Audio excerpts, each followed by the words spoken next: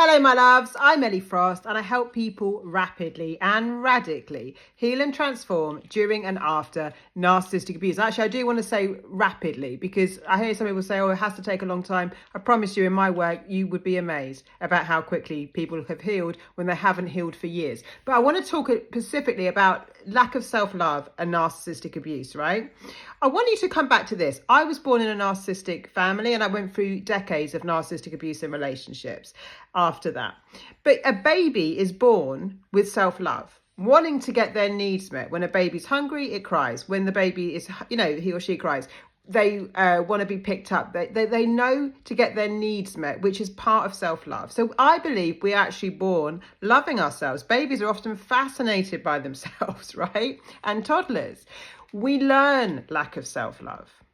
So a lot of people will say, well, you should just love yourself. And if you loved yourself, you wouldn't have been with a narcissist. Well,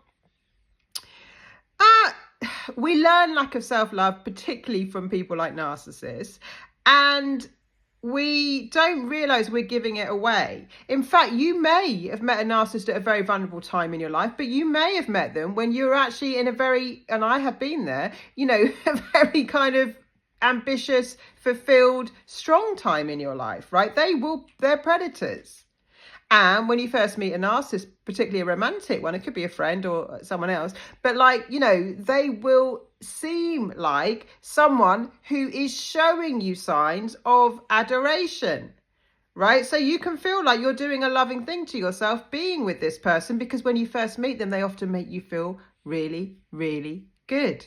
And some people will say, well, if you loved yourself, you wouldn't need it externally. This is life, guys. We feel better around people, right? That's not realistic. That's absolute garbage.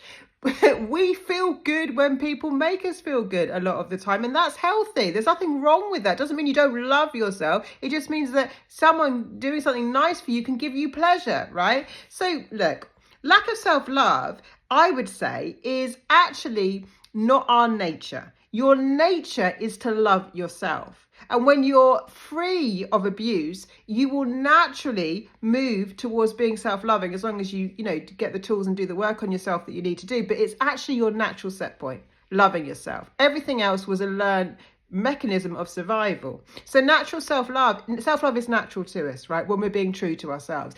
Anytime we're having to be inauthentic is when we stop loving ourselves. Lots of love. I'll speak to you soon.